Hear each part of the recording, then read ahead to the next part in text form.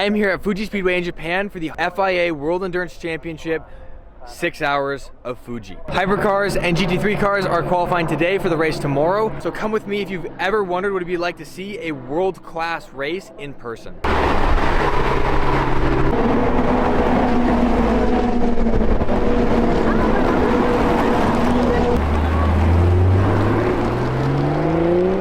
Those are just the safety cars of the race. They're heading up to qualifying, I'm assuming. That's why they all just drove past us. That was really cool to be able to see that. It's right in front of us. That was cool. The GC8 STI here, that's super sick. This wing, I don't know what this wing is, but I like it. It's quite cool. It looks like a factory option. Like it has the STI end plate. Yeah, I feel like it probably is. I've just never seen one of those before. A massive blast pipe as well for an exhaust. Some sort of catalog wing. Yeah, good. Because like all the like STI, Nismo, those sort of brands all had like catalog stuff something you could buy. We probably didn't get in North America. Oh wait, dude, how have we missed this? Oh dang. Wow. Oh yeah, the F3000 cars.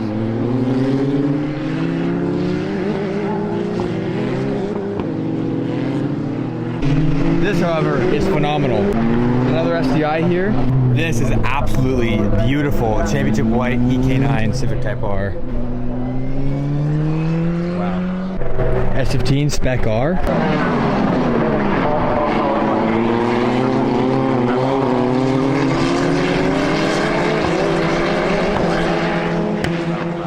So we just walked into the Fuji Motorsport Museum. Yeah, exactly. Well, into the hotel, which has the museum in it, and this is just like chilling here. What, 7 Can-Am car? Yeah. Look at the turbos hanging off the back. Wow. And look at the exhaust exits. That's so cool. See how far they go? Not very far. That's quite cool. Wow. There's a lot of cool race cars in here. Why is that here? This is really cool. This is a replica of Toyota's first NASCAR winning car. This is not the actual one itself, but still really cool to see. Funny to see it here, knowing that we're... Yeah. This is quite cool. This is a full HKS built A90 Supra. This is built to be an actual competition drift car, and another really cool part about this is it's actually got a 2J in it, making it actually a real Toyota. I mean, it is the same as the B58. It's a 3-liter turbo inline 6. Same as B58, except so much better because it's not a B58. See from the pictures here, this car also drifted at Goodwood Festival of Speed, which is pretty cool. This is the 2007 Lexus LFA that raced on the Nürburgring for the 24-hour Nürburgring. But what makes this really, really cool is not only did they only compete with this car 1 year, they actually finished 15th overall and first in their class. And then the other thing is, I can't remember which name, but one of the names on the door there is actually Akio Toyoda. He really wanted to race the car that, you know, his company built, but for PR, they were like, it's unsafe. It's not a good look for a CEO to be driving a race car. So he went under a fake name and did it anyways. That's pretty cool. This is a Group A Mark III Toyota Supra. This is a JGTC R34 GTR. It was actually the very last one to run the RB26. This car absolutely dominated. It was incredibly successful. Did incredibly well in the JGTC and in Super GT as well. This is the Advan Toyota XIV, and this car, for everyone out there who says you can't run a track car low, well, I mean, this one's tucking tire, so this is the hot version A8611. Oh yeah. There's the sticker right there, hot version. This is one of Toyota's first hybrid race cars. This is a Toyota Supra that raced in Super GT, and after they developed the Prius as a production car, they thought, why don't we take it to racing, and they built this. So this is actually a hybrid, which is pretty cool. This is one of the gnarliest factory-built rally cars ever made. This is the Toyota 222D, and it is a prototype that never got to run because it was made for Group S, which got canceled before it even started. Group S basically is, to put it lightly, Group B, but gnarlier. So Group B got canceled because too many people were dying, like, regularly. And Group S was supposed to be the gnarlier version of Group B. And so Toyota created this thing, which is absolutely nuts. Makes 500 horsepower, unknown weight. It got tested a couple times, but never actually got to run. And it's probably good because it would have been an absolute missile, and I'm sure somebody would have died in this thing. This is the Toyota Celica winning rally car, winning 1995 Safari rally car. This is incredibly cool to see here as well. Right here we have a Colin McRae Subaru GC8, absolute icon. And then right here we got a Group A Evo 4 with the marble livery, absolutely iconic. This is also a Mackinnon car, which is, I didn't even notice that. That's incredible. Wow. This is a Mazda 787B. It is a absolute icon. It was equipped with a 4-rotor and it dominated in Le Mans for only 1 year. Because after that 1 year, the car got banned and didn't get to race again. I do believe, if I'm not mistaken, this is also the first Japanese car to ever win Le Mans. Wow. And this right here is said 4-rotor that was in this car. Wow. That's crazy. It's honestly a shame that like more development didn't go into rotaries, because they could have been a very highly efficient, high power engine if they ever really got finished. The design was never finished. That's why they're incredibly unreliable, is because they just need something else, something a little bit more in order to make them so good. And if you've ever played an early 2000s racing game, you will know this car. This is the Toyota GT1. This exact car came second overall at Le Mans in 1998, and one of the names on the car is one you may recognize, Keiichi Tsuchiya, who we all know as the Drift King. These cars are absolute legends for different reasons, and it is absolutely incredible to be able to see both of these here. Anyways, back to the actual race cars that are driving on the track right outside right now. Yeah. Gorgeous R34 GTR. Hearing these race cars go by in the background, so good.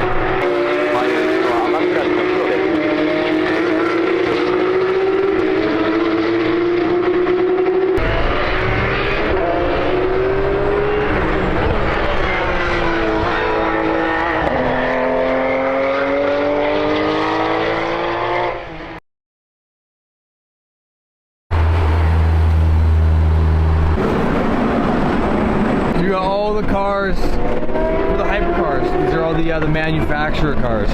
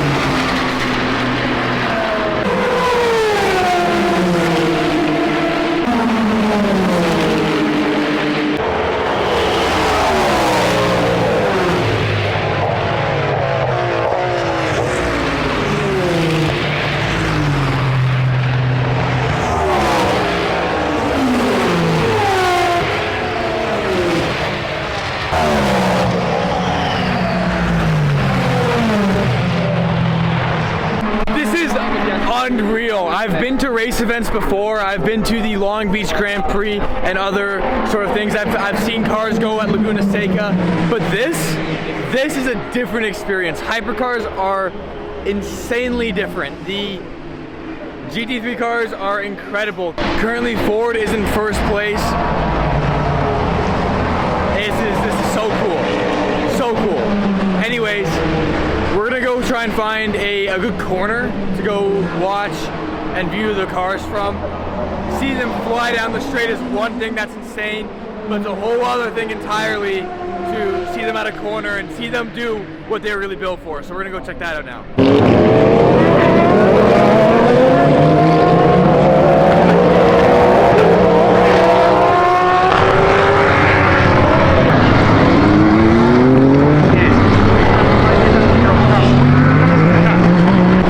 Alright, so there was a brief yellow flag because apparently one of the BMWs crashed.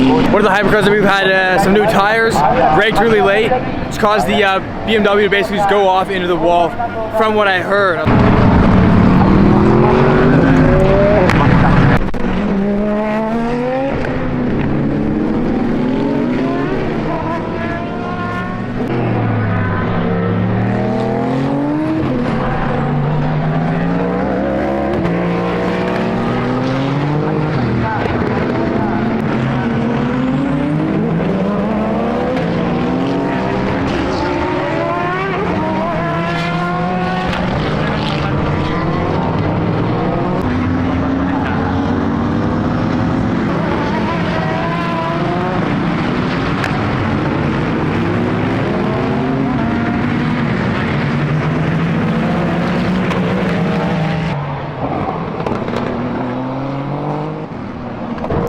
that was really cool. So basically what just happened is the end of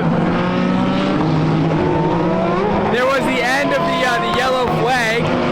So then after that, once the safety car was off the track, it opened it up for everyone, but everyone was all bunched together, which means that everyone was going full tilt, all in a big group, which is really cool to see all the cars like that running together.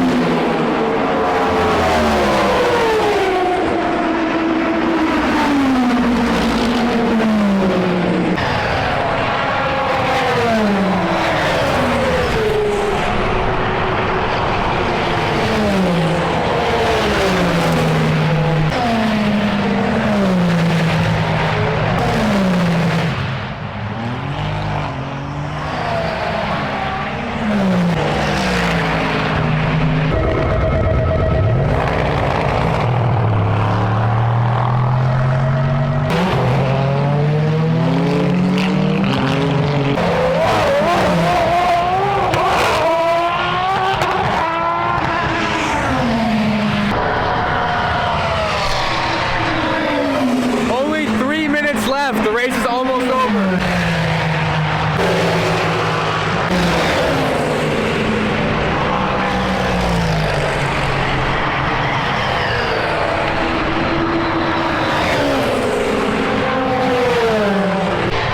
On to the final lap now.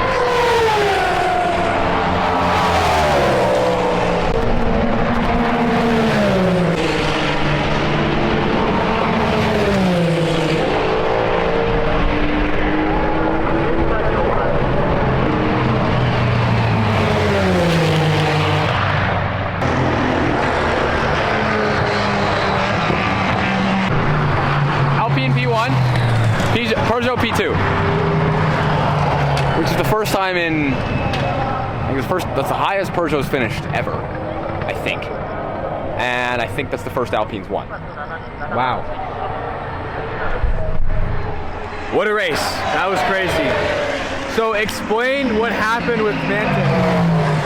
So I don't know if anyone follows WEC, but they have like an energy system. And I think from what I heard over the radio, Manti ran out of energy and had to make a quick splash pit stop with like 10 minutes left, which tumbled them down the order from where they were into, I think they finished 5th. Yeah, so Manti finished 5th in GT3 and they were in 1st, I believe?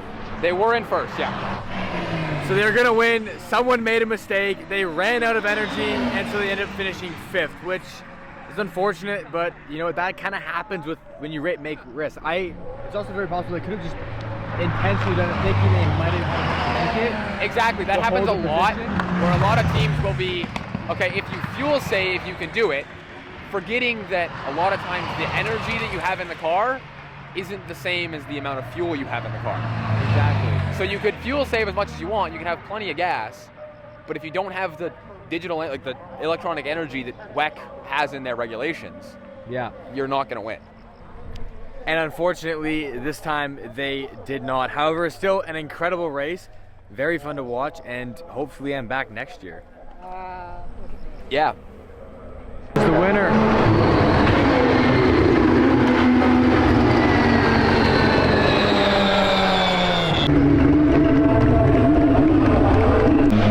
GT3 winner.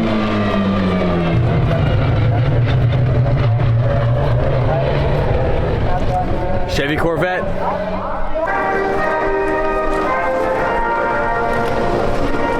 All right, we may have missed the podium because we got distracted and started taking photos, but let's we're not gonna miss champagne. There's a chance we might not be able to see anything. I can see everything. This is crazy. Yeah, I'm gonna get Morgan to hold the camera up for me so we can see it. There they are. Those are the race car drivers. 2 French teams on the podium is insane.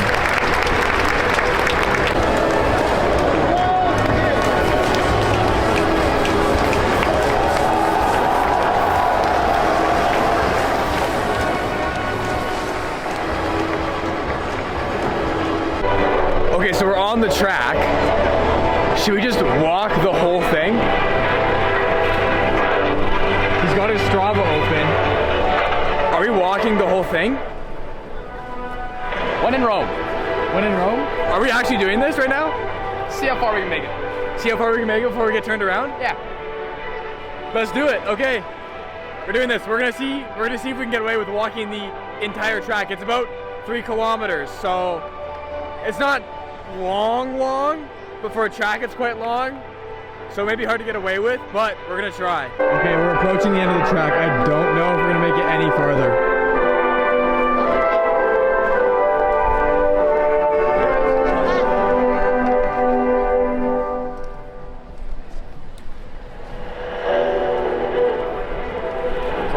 Do you think we can go any further? There's a guy standing right there. Okay, unfortunately, we're not gonna be able to walk the track. This is sad. It's sad, but whatever. We're still on the track, which is quite cool. 7. A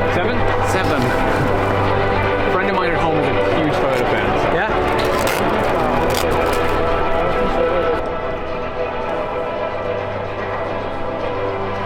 Thank you, man. Thank you. Got the signature for the homie back home. That's for you, Mitch.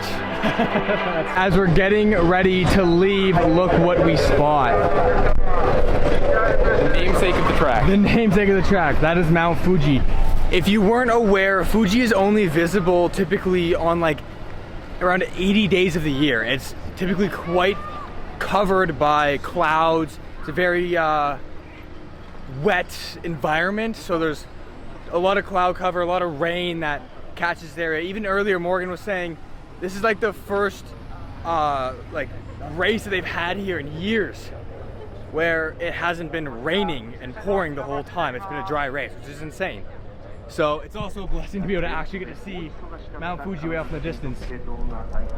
Even earlier today, it was covered by clouds. We couldn't see it.